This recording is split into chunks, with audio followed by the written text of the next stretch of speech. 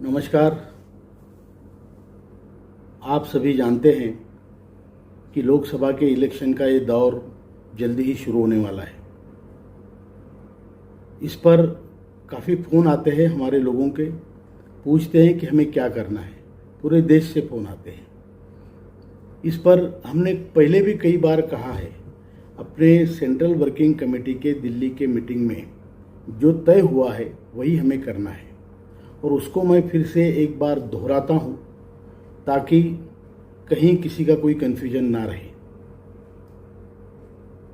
संगठन ने 8 साल आपने सभी ने मिलकर बहुत मेहनत की, हमारा काम सिद्ध नहीं हुआ और इसका हमें दुख है। सबको बहुत इसकी एक प्रकार से सभी लोग दुखी हैं। फिर भी हमें कुछ चीज़ें करनी हैं। पहली बात, किसी भी पार्टी ने हमारा विषय अपने घोषणा पत्र में, मैनिफेस्टो में या वचन पत्र में नहीं लिया है। इसलिए हमें सबको समान तौर पे रखना है और संगठन की जो नॉन पॉलिटिकल आइडेंटिटी है, अराजकीय जो भूमिका है, उसको बरकरार रखना है। इसमें हम किसी एक पार्टी को मत दो या किसी को वोट मत दो या दो, ये बातें हम बिल्कुल नहीं करेंगे। हमने तय किया है कि जो हमारे एनएसी का कैंडिडेट अगर खड़ा होता है, जैसे कि जामनगर से विजय सिंह जी जडेजा खड़े हैं और भी कहीं से अगर कोई खड़ा है, तो उसको आप तन मन धन से सहायता करो जो आपसे बन पड़ता है। दूसरी बात, जो सांसदों ने हमें अब तक मदद की है, चाहे वो किसी भी पक्ष पार्टी का हो, उसे मदद करना हमारा कर्तव्य है, हम वो करेंगे। तीसरी बात, जिन्होंने हमें अगर मदद नहीं की है या हमें कोई तवज्जो नहीं दिया है अब तक, उसके बारे में क्या करना है, ये हमारे जिला अध्यक्ष को हमने अधिकार दिए हुए हैं। मैं फिर से दोहराता हूँ, वो आपका प्रोगेटिव है। जिला कमेटी में मीटिंग लेके आप ठहराओ और एक संघ होकर किसको मतदान करना है वो आप तय कर सकते हैं। इसमें सेंट्रल कमेटी कोई आदेश नहीं देगी, ये आपके ऊपर निर्भर है, क्योंकि आप जानते हैं आपका कैंडिडेट कैसा है और कौन हमें आगे चल के मदद कर सकता है, ये आपको तय करना है। तो ये सारी बातें हैं जो आपको करनी है, निभानी है। दूसरी बात, इलेक्शन में हमने सुना है कई बार लेन देन की बातें होती है, लेकिन आपको अपने संगठन की गरिमा बरकरार रखनी है। हमें किसी प्रकार के प्रलोभन में नहीं जाना है। हम गरीब जरूर है लेकिन हम स्वाभिमानी हैं, इतना आप याद रखिए। और संगठन में किसी भी प्रकार संगठन की गरिमा खराब हो, ऐसा बर्ताव, ऐसा व्यवहार हमारे किसी नेता से या कार्यकर्ता से, पदाधिकारियों से ना हो, इतनी मेरी प्रार्थना है। मैं आप सबको शुभ चिंतन करता हूं आप सबका। और आपको एक बात जरूर करनी है, वोट देना आपका अधिकार है और आपको वोट देना है, बहिष्कार नहीं करना है, नोटा नहीं देना है। आप अच्छा कैंडिडेट चुनिए, 4 में से 5 में से जो अच्छा हो, जिसको आपका मन करे, जो आपकी जिला कमेटी कहे, उस हिसाब से आप वोट दे सकते हैं। इसमें किसी का कोई आप पर दबाव नहीं है। यही कहना चाहता हूँ, वोट जरूर देना, संगठन की गरिमा बरकरार रखना और जो लोगों ने हमें मदद की है उनको मदद करना, इतना ही कहना चाहता हूँ। धन्यवाद, बहुत बहुत धन्यवाद। Namaskar, good evening to all.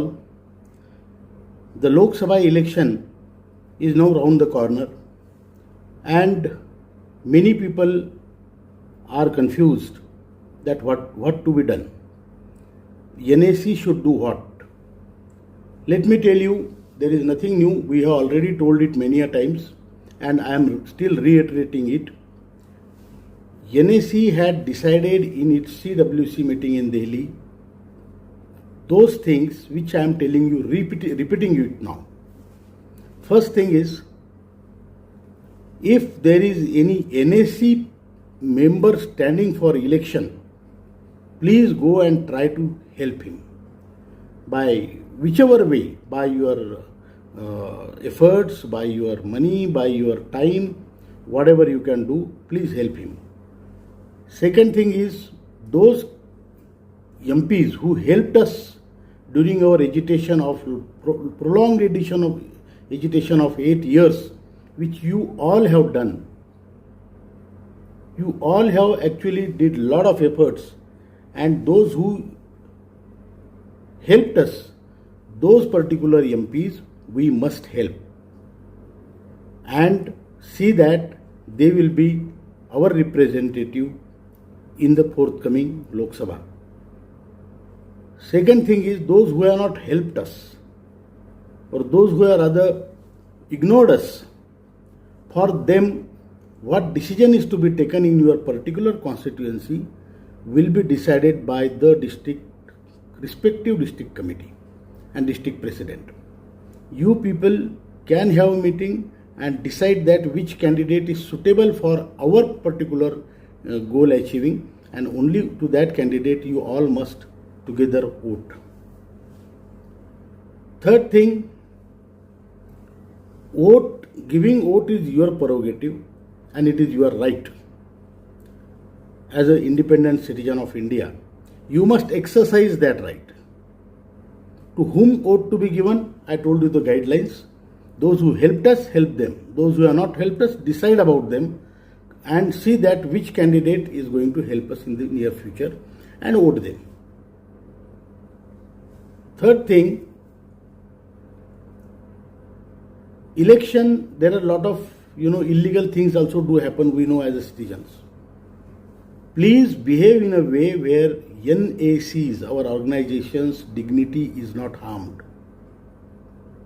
No money laundering, no particular favor taking, only decision will be taken for the future as to who can help us.